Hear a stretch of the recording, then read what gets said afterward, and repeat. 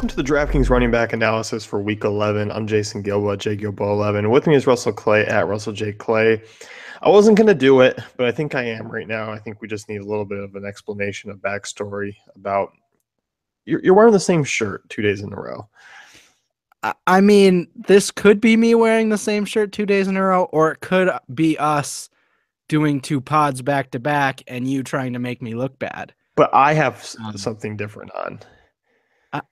That has nothing to do with whether it's the same day or not. You could just be, playing a prank on me. So, I mean, we'll leave this up to the media to decide how this goes. But, in this situation, I think you might be the Fox News here, and I'm the CNBC and ABC and CNN. They're all going to be on my side. So I'm just going to basically spread the rumor that you only own 2 to 3 shirts. Yeah. Yeah. Yeah. You have that and like a Clinton Porter shirt, and that's about it. Yeah. Instead of like leaking nudes, you just leak me wearing the shirt 2 days in a row. You're like, can you believe this, man? And it's just me with like a weird face. You're like one day getting a pod, and then like the next you're getting Dunkins. It's like 12-hour span. Okay, so let's be honest here. Yeah, I'm wearing the same shirt 2 days in a row. Who cares? Why is that a big deal? You acting like you're better than me.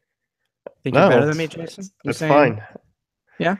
I just want a good presentation for our viewers. That's all. You know what? I think they want real. I think they want kind of like, this election. They want real. Well, tomorrow, if you're wearing the same shirt, that might be crossing the line. I did shower, change my pants and underwear and socks. Actually, no, that's not true. I didn't change my socks. So we're rocking it today. Give me a break here. All right, listen, give me a break. All right, we'll give you a break, and then we'll go talk about some Le'Veon Bell. 8,800 on the road at Cleveland. Finally found the end zone last week. Obviously in a great spot here. Yeah, Le'Veon Bell. 8,800 against Cleveland. I'm just not worried about blowout factor here. With this team, so they haven't been great on the road. That doesn't affect Le'Veon Bell. He's going to get those. He's been averaging over 9 targets a game since, he's come back from suspension. This isn't a fluke. We saw him do that for an entire season in 2014. He's just a monster.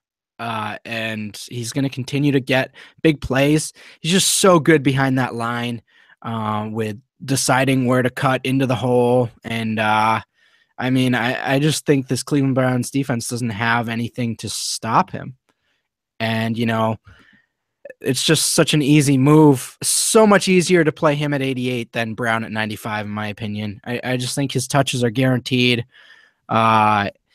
Even if they get other players into the mix, like Eli Rogers or Kobe Hamilton or whoever's there, even if those guys get fluky touchdowns, Bell's going to get his 18 to 20 touches with 7 to 8 receptions. And that's just so solid to me.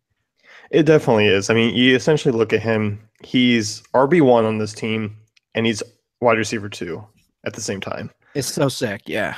I mean, it's unreal. So I think in terms of a points, a PPR scoring, you're going to get those 6 or 7 points just solely off receptions alone with him. Yeah, I read a tweet last night. Sorry for not giving you a shout out. I'm basically stealing this right now, So I didn't actually read a tweet. I was doing some research yesterday, and he's like first in running back receptions, and he's only been like playing for 5-6 weeks. It's just dumb. It's just dumb how good he is. It's sad.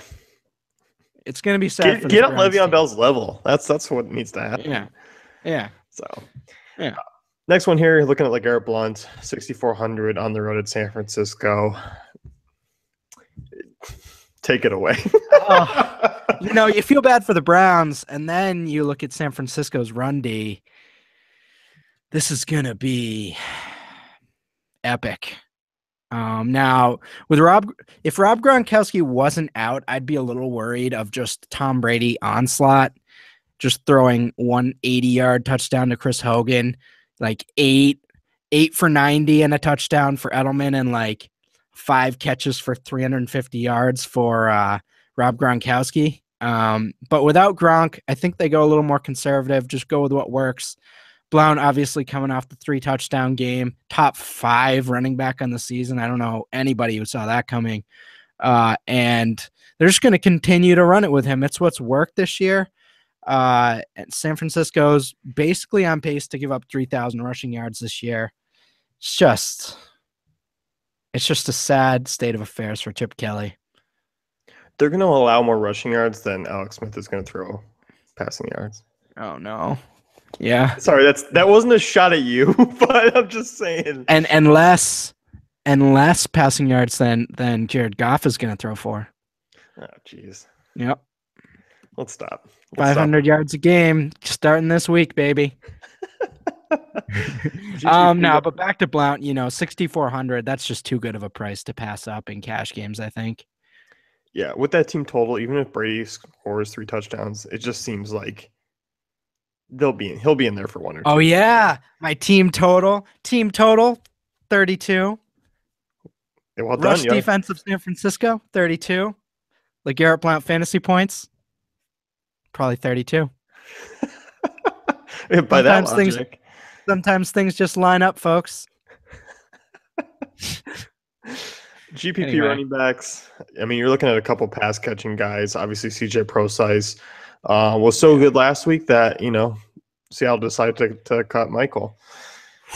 That was wild. I mean, I was in on Procise before he was cut, but this was just like, man, they did Christian Michael dirty.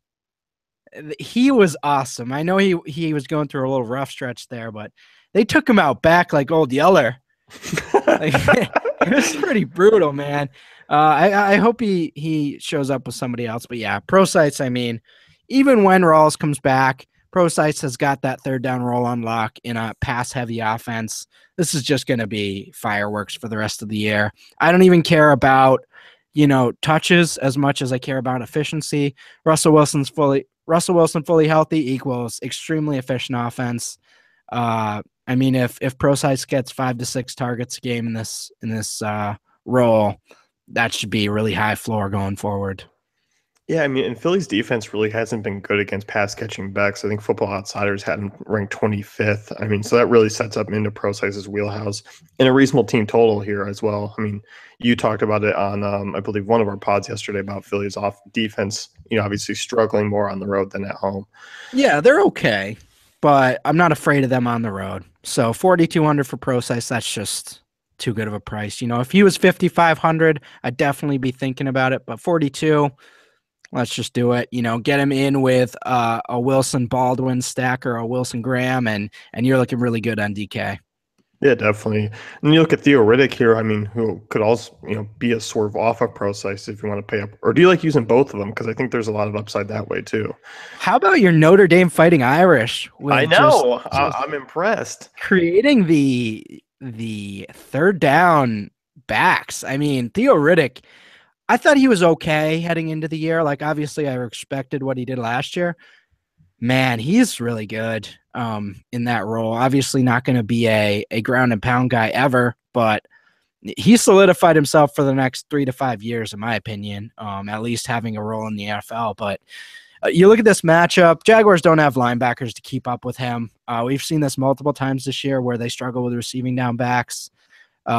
He's been awesome this year in fantasy, a few multi-touchdown games, just getting those targets in the receiving game. 5,100 for what he's done this year. That's just way off from where he should be priced. He should be in the mid 6s as far as I'm concerned. So I'm in. Coming off by, might get a little lower ownership than normal. We're projecting him for 17, 18 points, 19 cafe value. He's just looking great. I like him a lot this week. I think he's a solid play. And I think this is a week where you could essentially use Procise, Riddick, and Bell and have a lot of upside there. Yeah, I love that. Riddick, I mean, last time out against the Vikings, I was really not against it, but I certainly wasn't in. That was the last, lashing I needed from Theo Riddick to see the light. So I am a converted man. Go Here Theo. we are, week 11, and we Yeah. have Russell. There we go. Yes, I'm in. to Theoism. That's what we've converted to. I think it was because I was a pretty big Amir Abdullah guy going into the year, but we got to let our biases go after a while. Yeah, I think so. I mean, in Yeah, due time. Clearly the better player now. So whatever.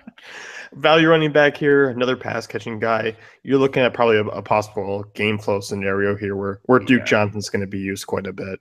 Oh, and we didn't mention this, but Riddick, great combination with Bortles, Allen Robinson. If you want to do that stack, you might want to think about doing Riddick, because if that game's high paced, Riddick more likely to, get more targets in the passing game. Duke Johnson, again, same logic here. That's why I brought it up with Riddick. Pittsburgh, some way, shape, or form, when Joe Flacco's tossing dimes to Brashad Perriman on the Cleveland defense, you're in rough shape when you're facing Antonio Brown and Le'Veon Bell.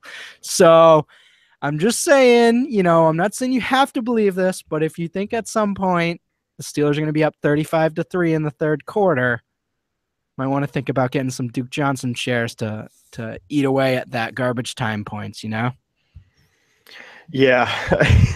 And if you think it's not going to be 35-3, you might want to go get your head checked, because that's probably going to be the case. Yeah, I mean, we saw against Baltimore, that might have been the best Browns performance or half of the year. And you just saw in the second half, they couldn't stay with the Ravens. And I mean, Joe Flacco has been awful this year. Their offense is not good, and they just couldn't keep the Ravens down. It's just a totally different ball game here. It definitely is. One more question here for the week, and we're going to go kind of a little bit reverse, but do you think any of the top backs have a down week? Give us your worst performance of a back that's just up there who you think is going to flop. I mean, I definitely don't think, Zeke is going to go for 35, 40 points again, but he hasn't gotten less than 20. So he's going to be fine. DeMarco Murray's going to be fine. Yeah. If you're looking for some hot takes on trashing any of these guys, you're jumping up the wrong, what's it saying? Something up the wrong tree? Barking up the wrong tree. Barking up the wrong tree here, because I'm not going to do it. Well, I was hoping I'd get a hot take out of you, Russ. I'm disappointed. No, all these guys have proven it to me at this point, so I'm not That's really. a soft answer. You know what? Soft. That's So weak. soft. Carmelo Anthony soft. That's weak, man. Yeah. Go with your Phil Jackson posse and get out of here. Yeah. I needed some Cottonelle. That was a really smooth, soft wipe that I just made. It's weak, man. Weak. Next week, maybe we'll get a hot take next week. These guys are just awesome. They just don't have down weeks. They just don't have down weeks. I mean, it's week 11. DeMarco Murray is literally good every single week. Like, you're just waiting for one bad week, and it never happens. Yeah, I slacked you and I was like, DeMarco Murray's just... Is he overlooked in terms of like having a tremendous season? Yes. Because of like Bell coming back and Zeke? Yes. He's having an unbelievable season. And because of Zeke, because of Bell coming back, because of Jay Ajayi coming out of nowhere, if this happened last year, I mean, he's scoring more than Devontae Freeman had at this time last year. It's amazing. Like, I was totally wrong on Murray coming into this year, but I think at this point we have to be like, all right, this guy's scoring 20 points a game. And now he gets a Colts defense. Yeah, so it's going to be fireworks. Yeah, definitely is. So let's go wrap things up with the Week 11 DraftKings running back analysis. If you want to check out the article, head on over to dailyfantasycafe.com. It is up on the site by our man Russ here. You want to check out the rest of his great content, be sure to fire away on that. And we'll catch you guys in Week 12.